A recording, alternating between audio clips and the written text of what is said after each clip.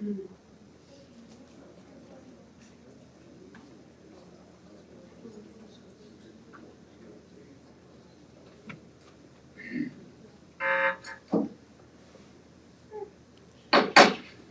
have 7 p.m. I now call the August 2nd, 2022 Richmond Hill City Council meeting to order. We welcome you all here. We've got a good crowd. That's always a good thing. And we will begin with an invocation by Council Member Christy Cox and the Pledge of Allegiance by Les Fussell. Can we pray? Dear Heavenly Father, Lord, we just thank you for the opportunity to be here tonight. God, I just pray that you be with each person here, each family that's represented. Lord, keep us safe. Give us safe travel mercies back to our destinations. And Lord, while we're here in this building, we just ask God that you keep our hearts and our minds on the task at hand. Lord, keep us connected with our community, Father, and just give us discernment and concern for every decision that's made here, Lord. We just thank you and we praise you for who you are and for everything that you've done for us. It's in the precious name we pray. Amen. We'll join by standing for the pledge.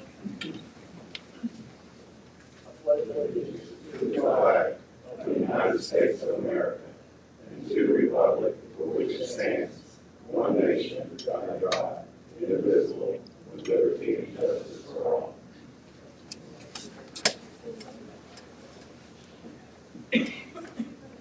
Before we begin a special recognition, I would like to welcome our new Assistant City Manager. Nathan Clark is here with us for the first time.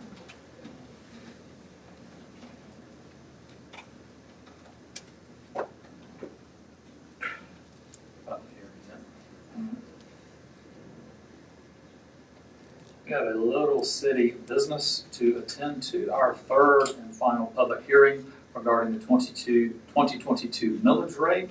So before we go on with anything else, I now call us into a public hearing.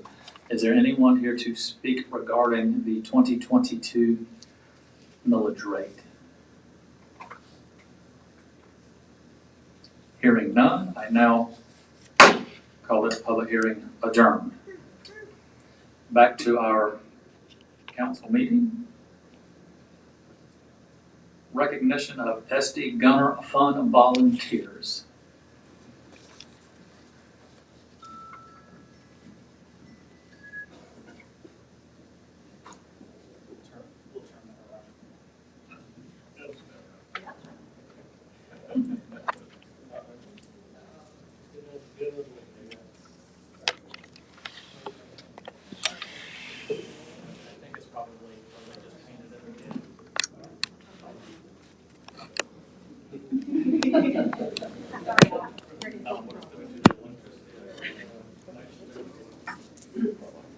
Okay. Good evening. My name is Brittany Kynard, and I am the founder of the SD Gunner Fund. As many of you know, the SD Gunner Fund is a local nonprofit that trains much-needed service animals for veterans, first responders, and special needs children. We also provide therapy dogs to local facilities, and all of this is done free of charge, and we cannot do it without our much-needed donors and volunteers. In 2003, the President's Council on Service and Civic Participation founded the President's Volunteer Service Award to recognize the important role of volunteers in America's strength and national identity. This award honors individuals whose service positively impacts their local communities in every corner of the nation and inspires those around them to take action too. The PVSA has continued under each administration, honoring the volunteers who are using their time and talents to solve some of the toughest challenges facing our nation. Led by the Corporation for National and Community Service and managed in partnership with Points of Light, this program allows certifying organizations to recognize their most exceptional volunteers. We at SD Gunner Fund are honored to be a Presidential Volunteer Award organization. Since becoming certified in 2017, we have awarded 23 presidential medals to local volunteers, many of which are teenagers. Their work totaling over 22,760 hours of volunteer service time. This year, we are proud to present 17 men and women with the Presidential Service Volunteer Award for 2021. These volunteers had a combined total of 14,520 hours of volunteer service. These men and women have put in a minimum of 50 hours of volunteer service, with the SD Gunner Fund, and each participant will be presented with a presidential certificate. Tonight, I want to thank our wonderful City of Richmond Hill and Mayor Carpenter for partnering with us to present these outstanding awards. Not everyone is present, so we'll just be announcing those who could attend. So our first recipient is Miss Lauren Finns. She is our head trainer, and she is responsible for training all of our service dogs that come through our program.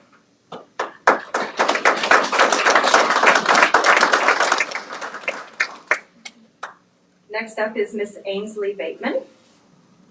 She is one of our local homeschool students who is currently training a service dog herself.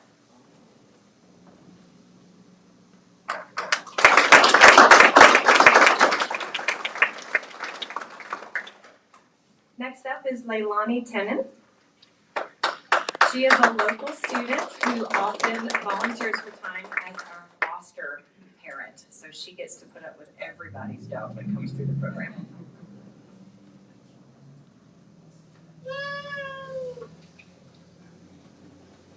Next up is Shelby Bialou. He's also one of our student volunteers from Savannah Christian.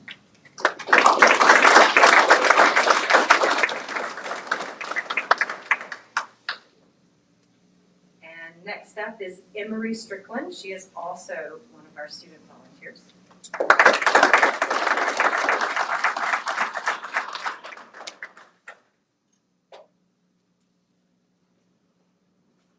And last up is Ethan Espinoza, who is also one of our student volunteers.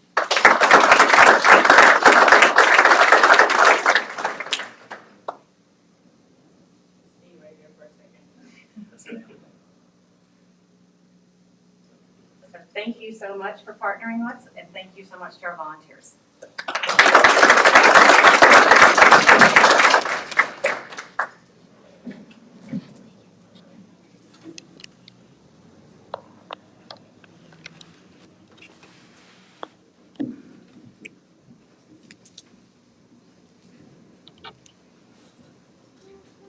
Thank you, Brittany, and to SD Gunner Fund and what you do for Richmond Hill and for all of our community.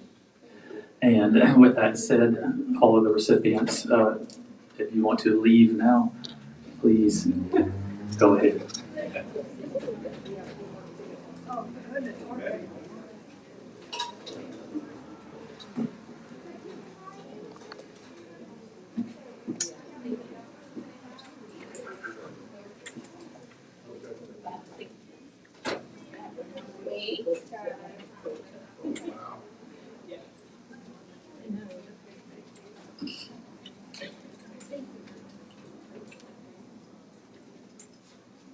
Thank you, guys. Thank you.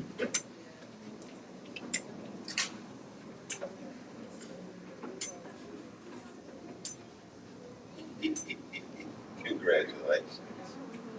Okay, we will continue on with our agenda. Council, first we need the approval of the agenda. I make a motion to approve the agenda. Motion to approve by Councilmember Fussell. Is there a second? Second by Councilmember Cox. All in favor? The motion carries. Next up, we need to approve the consent agenda. Is there a motion to approve? I make a motion we approve the consent agenda. Motion to approve by Councilmember Scholar. Is there a second? Second by Councilmember Cox. All in favor? Motion carries.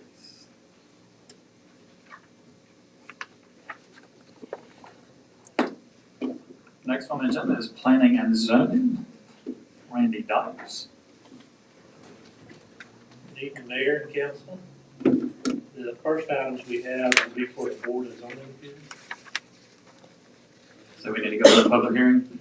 I now declare we are in a public hearing for Board of Zoning Appeal items. After we go through all the public hearing items, then if y'all have any questions, then I'll be able to answer them at that point. As he goes through these, if there is, I will give some time for anybody to speak for or against this item.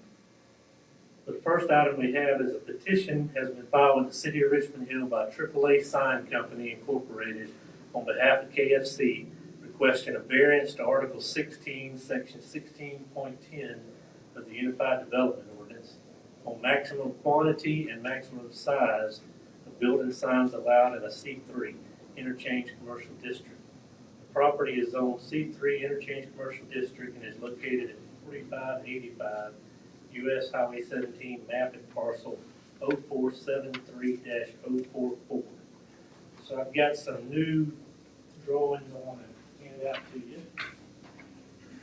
It helps to simplify what they're asking for.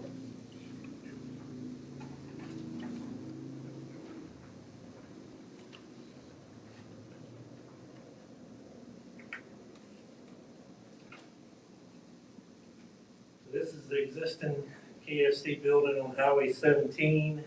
Recently, as you all recall, they separated Taco Bell from it and built a new Taco Bell. And now they're going to be tearing down the existing KFC and building a new building. They are before you tonight because of all the signage that they want to put on the new building. Is there anyone here that would speak for or against this variance? Hearing none, we'll go on to the next item. I think that's good. Oh, I'm sorry, I didn't see you. If you just state your name and who you're with. I'm Edmund Hodges, I'm the franchisee and the owner. Okay. And so I'll just take any questions if you guys have any. We'll take questions later when we actually vote. Okay. Well, I'm for it. Okay.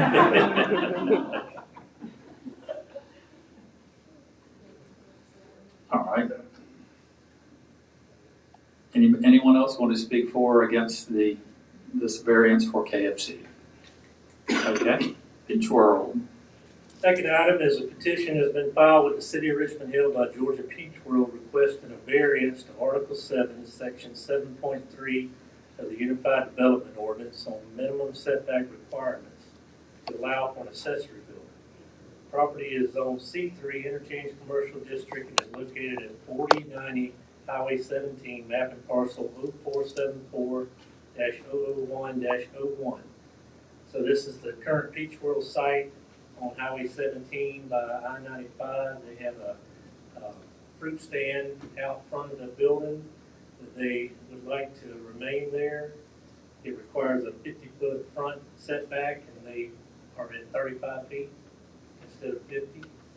There's also an access easement there that's only required for the adjoining property owner at the local, the restaurant, but it's not used. It's actually separated by grass and curb and gutter. So they have also supplied a notice to us that they're aware if for some reason that access easement would ever need to be used by the adjoining property owner, then they would have to move that building also. I believe there are representatives here tonight. Would you like to speak for this?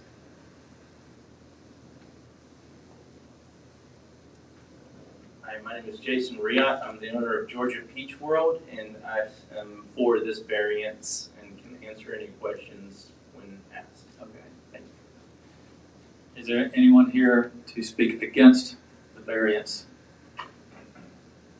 All right, moving along. Item number 3 is a petition has been filed with the City of Richmond Hill by Sally Tidwell requesting a variance to Article 6, Section 6.3 of the Unified Development Ordinance on minimum side setback requirements for a main structure to be built. The property is on R1 Estate Residential District and is located at 316 Sterling Woods Drive, map and parcel 0601-148. So it's a vacant lot, never been built on. When the applicant originally started laying out plans for the house, they went by the setback shown on the original final plat, not knowing that the setbacks had changed. And so that's why they're going to be here tonight asking for a variance. On the left side, they need to be at 16, and on the right side, they need to be at 23, and the requirement is 25. Is there anyone here to speak for or against this variance? Could you please state your name? Carrie Lynn, this is, I'm representing my mother. She bought the parcel 4 houses down from me, so she can come down here and enjoy her retirement. But yes, if you guys have any questions. questions, we'll ask you in just a few minutes. Thank you. Is there anyone else to speak to this matter? Andrew Vitzak. All right, if you'll please approach the podium and tell us your name.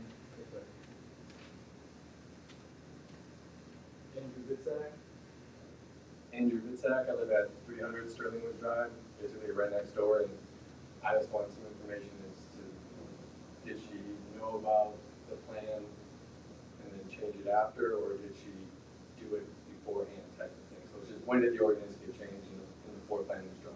That's all I'm just curious about. That's it. Randy, could you enlighten us as to that?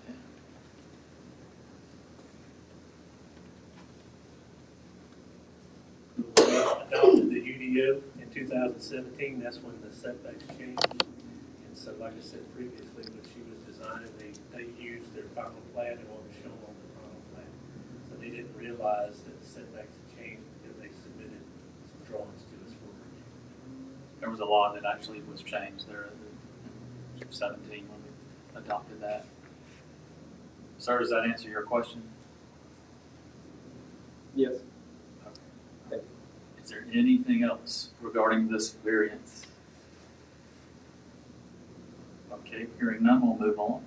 And the last one for the public hearing is a petition has been filed with the City of Richmond Hill by Douglas Damon requesting a variance to Article 6, Section 6.3 of the Unified Development Ordinance on minimum side setback requirements to allow for an attached garage.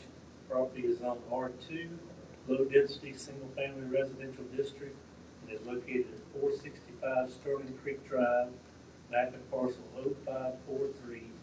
0543-027. So this is a corner lot that the applicant's now wanting to build a two-car garage with some storage area on the left-hand side.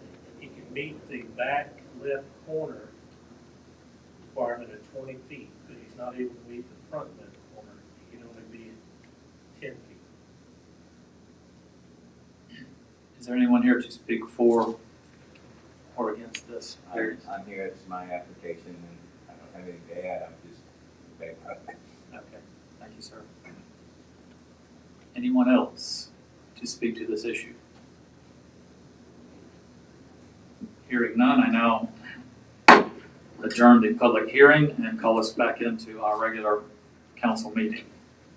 So we'll go back to item number 1, is approval, disapproval of the petition filed with the City of Richmond Hill by AAA Sign Company Incorporated on behalf of KFC.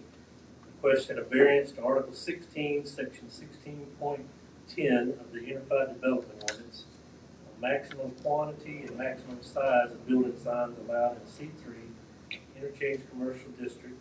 Property is zoned C3 Interchange Commercial District and is located at 4585 US Highway 17, map and parcel 0473-044. So the drawings that I handed out to you, they show the front and both sides of the building. So on the front, according to the UDO, they're allowed one sign. It would be a maximum of 36 square feet. They're showing 3 signs at a total of 73 square feet.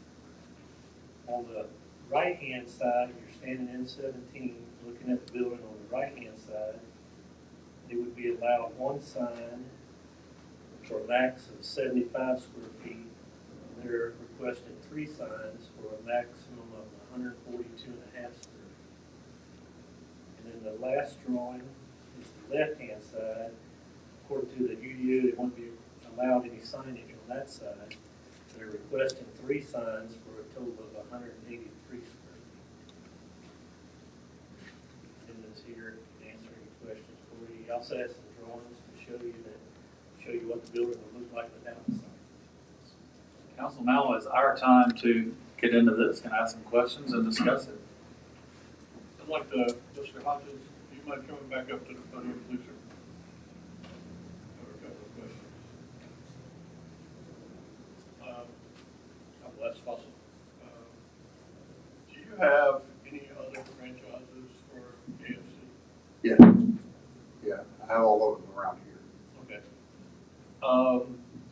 Have you presented this to any other municipalities, this particular signage? Rincon, Augusta, Evans. I think that's it. We did a similar remodel in Cooler, but it wasn't a new build. Did all those signs require variances? I think they did. I think in Evans, the main concern was the red and white on the side of the back of the building.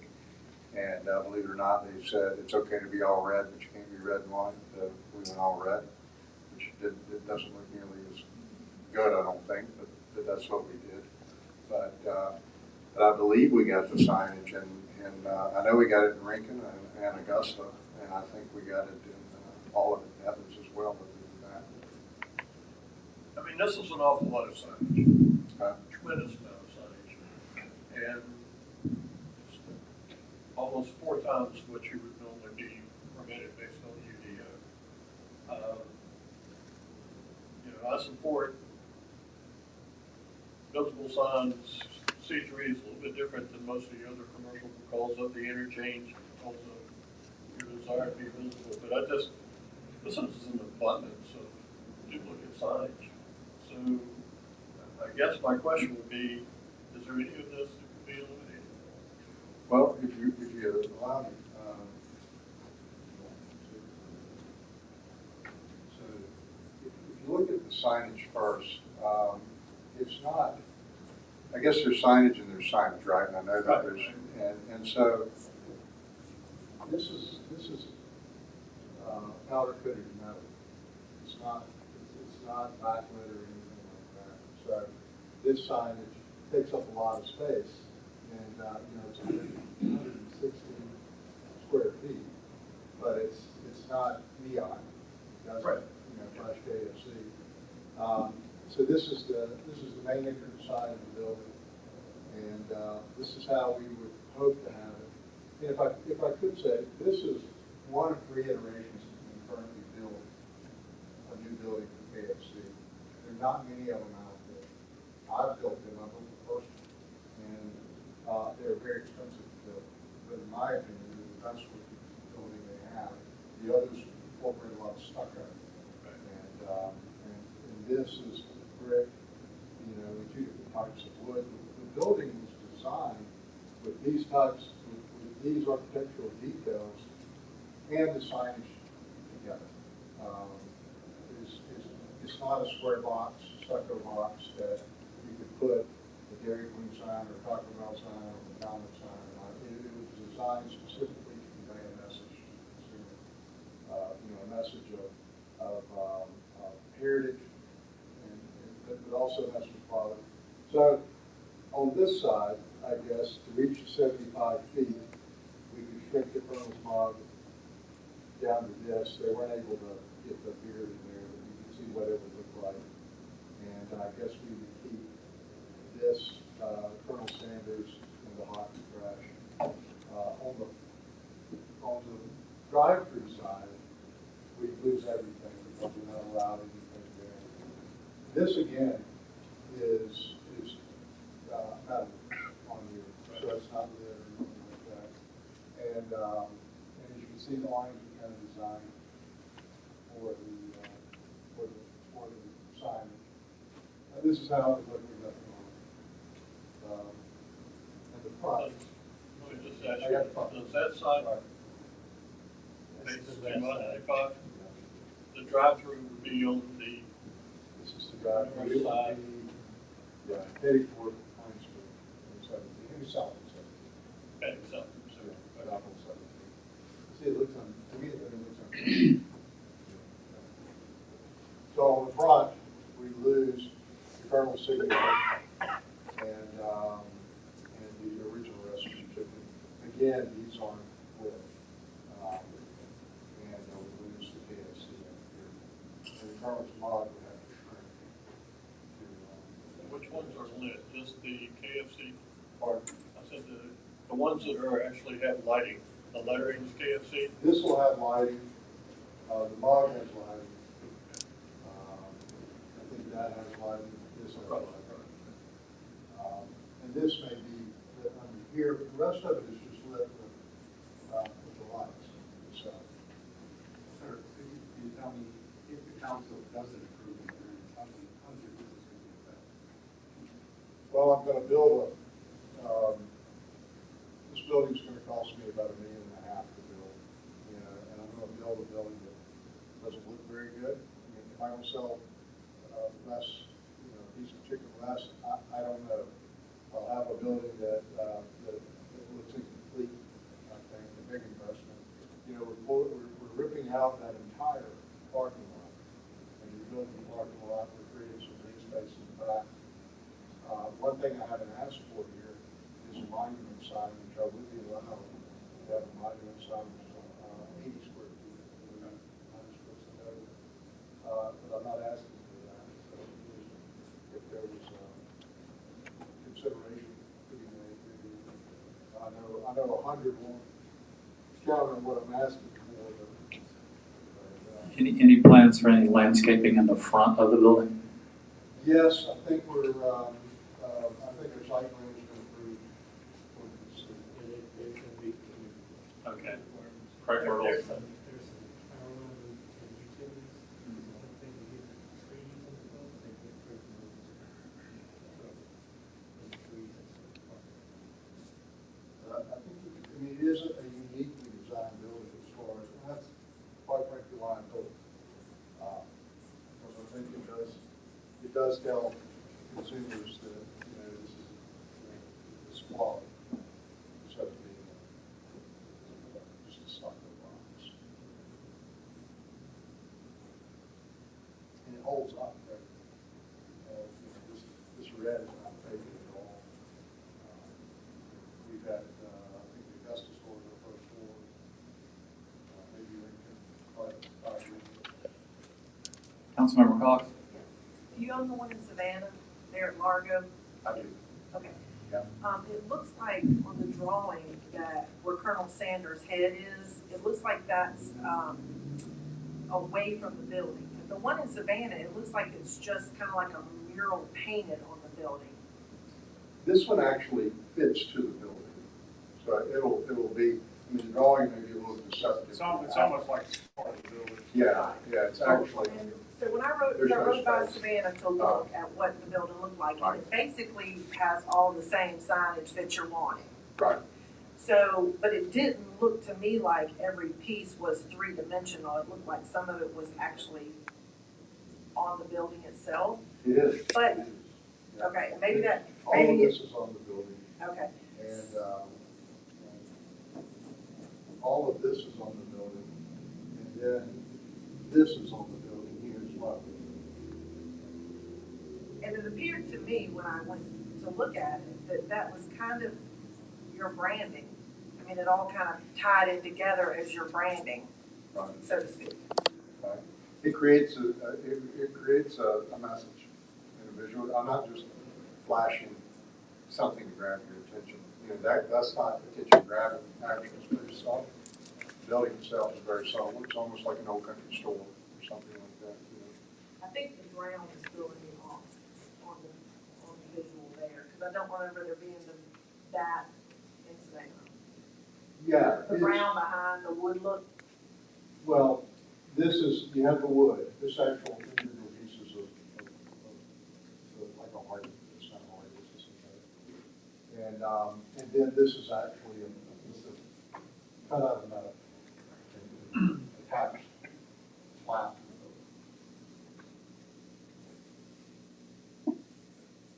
Council, any other questions or discussion? I want to say thank you for reinvesting in Richmond Hill. Taco Bell looks great. This is going to look really, really good. So thank you for spending your money here. Well, thank you. And this is, people know me and know this the same way, everything we do. We didn't have to do what we did in Largo, and that was a remodel. Spent a lot more money than we had to. But everybody knows me, and it's personal, and it's important to me that we have a nice establishment. Should have brought some buckets of chicken. I know. Some peaches. Should have brought some peaches. I have less issue with the red and the white stripes. I thought that was like the chicken box. So. Council, any other discussion or questions? Hearing none, is there a motion to approve or disapprove of this petition? I'll make a motion to approve. Motion to approve by Councilmember Ward. Is there a second? I'll second. Second by Councilmember Scholar. All in favor? The motion carries. Right, item number 2. Approval, disapproval of a petition filed with the City of Richmond Hill by Georgia Peach World requesting variance to Article 7, Section 7.3 of the Unified Development Ordinance on minimum setback requirements to allow for an accessory building. Property is on C3 Interchange Commercial District and is located at 4090 Highway 17, map and parcel 0474-001-01. So in your packet, you'll see the renderings and the drawings and where it's located out front. You'll also see in the packet where they spelled out for the hardships. They're here tonight. They can answer any questions that you might have. Council, any questions or discussion? I did have one question when I went by there. Because it comes out and takes all those parking spaces, is there the potential to switch it the other direction? And be, Right. Yes, there would be that potential, and first I could say that I'm sorry I gave you hand sketch drawings after seeing those nice pictures, but I hope you do get the example of what we have there. So we could spin it some in that direction, but like if it were to twist 180 degrees, that would, or excuse me, yeah, 90 degrees. well, I just wonder if it would then stick out into. It would come out a little bit past the building, but we might be able to maybe chisel that curve back and slide it over into the grass a little bit to offset it. But where it's at right now, there's still technically one parking space, but we use it for a cutout figure where people can put their head through. Okay. Yeah, I think your business over there is booming. I think you've done very well over there. I actually went over and visited and talked with your manager, and we just happened to spend a lot more time because there was a thunderstorm that came. It kept us out there under it. So I think my real issue with this was the fact that it changed out that building without asking, kind of like, I won't say without asking, but, because I was part of the approval process when you first came into City of Richmond Hill. And, I didn't know if it had changed. I didn't know that Joe had upgraded it until this came across. So I went and actually visited. But I think that if we explore turning that, maybe, because I'm kind of like Christie, you're pretty busy over there. Parking is at a premium. Right. So that extra parking space could be really used. So just, I agree with Christie on the, seeing what Does somebody want to, should it be approved? Does somebody want to make that a condition? If I could speak to Les, or Sure. Russell's Yeah. point there, I want to say thank you for saying that about my business, and we were just grateful to be here in Richmond Hill, and dealing with the experiences of working with people in the planning and zoning office have been really, amazing. From Joel, Dan, Aaron, Amanda, they've been real insightful in helping us, because what had happened, not what had happened was, but what the events that happened was, we remodeled the fruit stand down in Townsend, and then it was like, all right, well, let's get the one up there done, and then at that point, we come to find out we didn't have a permit for it being there to begin with. So these things came to light, and, well, because, right, so all these things came up and were being revealed to us, and we're like, oh, okay, yeah. So they really walked us through a lot of the process of where we went wrong and wanted to make it right. And if it's spinning the building 90 degrees, whatever we can do, because we don't want to be the thorn in the side up here, and I've explained that to the people at the planning and zoning office, and so just however we can. And we don't want to, by rotating it, if that blocks that building somewhere it's not visible from the road, then that's not necessarily a positive thing. I just think it needs to be looked at. Yes, sir. I'm assuming after we found out they didn't have a building permit, somebody went out there and checked everything out and it's stable and all that. Council, any other questions or comments? Hearing none, is there a motion to approve or disapprove? I'll make a motion to approve. Motion to approve by Councilmember Ward. Is there a second? I'll second. Second by Councilmember Scholar. All in favor? The motion carries. Thank you, sir. Next item, item number 3, approval, disapproval of a petition filed with the City of Richmond Hill by Sally Tidwell requesting a variance to Article 6, Section 6.3 of the Unified Development Ordinance on minimum side setback requirements for a main structure to be built. The property is owned R1 Estate Residential District and is located in 316 Sterling Woods Drive, map and parcel 0601-158. In your packet, you'll see a copy of their plat and where they drew on the plat where the structure would be located. Like I said earlier, the required side setbacks now are 25 feet. So the left side, they're looking at 16 feet. On the right side, they're looking at 23, a little over 23 and a half. So the variance is for 9 feet on the left and 2 feet on the right. That's correct. They're here tonight if you have any questions. Council, any questions or concerns? Mr. Andrew, and sorry I didn't get your last name. That's fine. Which side do you live on? I believe if it's looking at the house from the street, I would be on the right side. If I'm understanding what the plat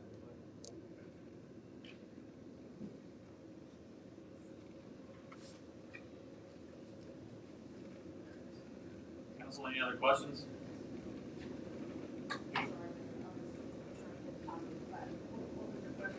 Well, I wanted to know which side, looking at the lot, which side, because he was the only one to come and ask a question about it. So he would be in that side as a setback variance on his side.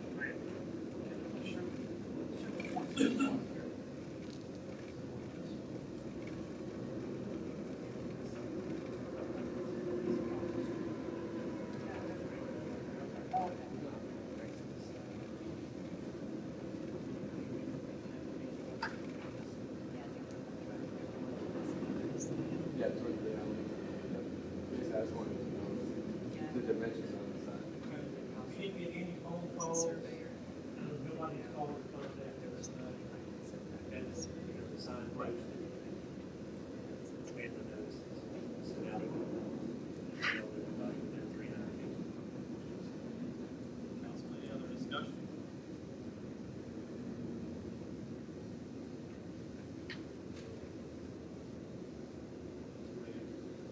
I'll make a motion to grant the variance of 9 feet on the left side and 2 feet on the right side of the, for Sally Tidwell. Motion made by Councilmember Fussell. Is there a second? I'll second. Second by Councilmember Ward. All in favor? Motion carries.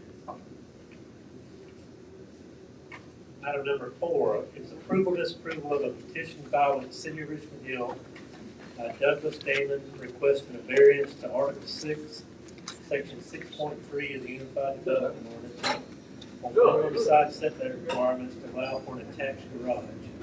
Property is zone R2, low-density, single-family residential district, and is located at 465 Sterling Creek Drive, map and parcel 0543-027. This is the corner lot, where the gentleman would like to add a 2-car garage You'll see the layout in your packet. The back corner can meet the 20-foot side setback.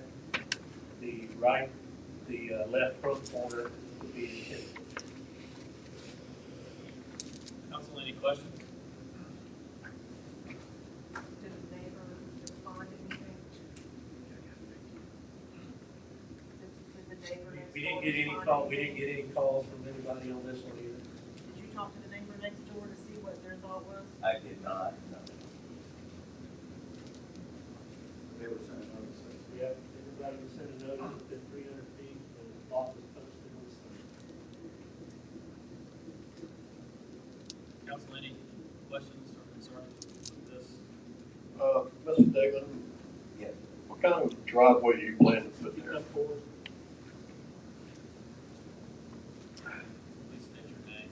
My name is Dane, and I'm the owner of 465 Sterling Creek. I'm sorry. Well, the question is, you already have a, basically a double parking lot there. Correct. You know, you're using it as a driveway parking lot. I'm just gonna extend that up to the width of what the double car garage will be. It's gonna sit back from where the existing driveway is, about 10 feet will be where the double car garage door will be, and I'm just gonna slab there. If that makes any sense. Pardon me? When did you buy that property? I bought it just before Christmas last year. I lost my wife last year. Had this big, huge lot there, and my dogs and my cars, and it was exactly what I needed. We were retired in Hilton Head, and my son lives in Savannah, just down 17, and never even occurred to me there wouldn't be room to put a garage there, so it's pressing me out. So. Well, the only thing I would say is I would probably draw a distinction. I noticed in your package, you said that it was incorrectly built, fixed it the wrong way. I'm not sure I agree with that, although I do appreciate your dilemma now, trying to put a two-car garage when it's facing up. Well, the reason I said that, and I didn't look into the history of how it came about, but my address is Sterling Creek Drive, the house actually faces. So it was, to me, it was built sideways with the way it should have been. That was 30 years ago or so, so it's hard to say what happened. Well, it's built and then they assigned number one. I know that's what And it is. that's kind of how it got messed up. So. Well, the house across the street, the left faces the road, it faces your house. Yes. Yeah, so it seems like it kind of makes sense if y'all face each other. Well, if it had been built with the way it was originally done, there would have been plenty of room on both sides, on either side, to put a garage. The way they set it on the narrowest part of the lot, they put it right up in front. At least amount of room they had to with this 20-foot setback. Council, any other questions? Is there a motion to approve this? I'll make a motion to approve the request. Approved by Councilmember Scott, is there a second? Second. Second by Councilmember Collins, all in favor? Motion carries. Next up, city council items. Out of the tourism zone. First city council item is the first reading of UDO text amendments. In your packet, you'll see the list of proposed amendments. There's also a summary sheet that goes along with it. This is just the first reading.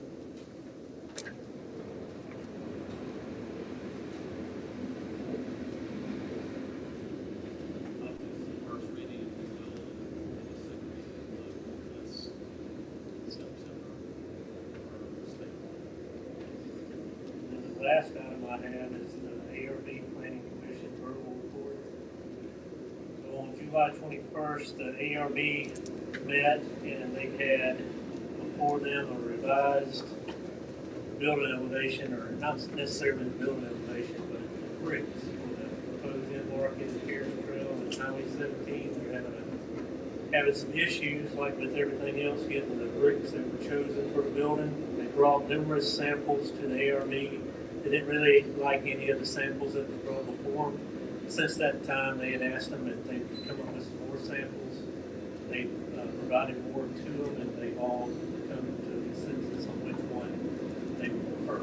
It's similar to the Savannah style as possible, but the UDO allows them to present to the ARB something of similar nature.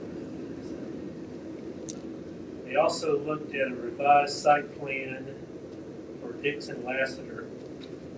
Brad Dixon's building his new office on the A1 site in North Left lot. Originally, he was trying to work with the adjoining property owner and on his flag lot to his left, which is only 60 foot wide in the front and 3 acres in the back. So he was wanting to do the road on that and access his site, and they could never come to an agreement. So he had to revise his site plan to have his access on the right-hand side of his lot. And it still left room in between for the property owner of the flag lot to have a driveway. They made a recommendation of approval to planning commission. The planning commission met on July 25th. They held a public hearing for the revisions to the UDO and made a recommendation of approval, but also wanted to attend the city council workshop on the 16th just to discuss further some of the changes. They also approved the revised site plan by Dixon, and then they approved a site plan and building elevations for Seacoast Construction for the final little small pod that's in Turtle Hill, where it was designated multifamily. So they approved that. That's all I have, unless you'll have some questions. Council, any questions? Thank you. Next up is the city manager.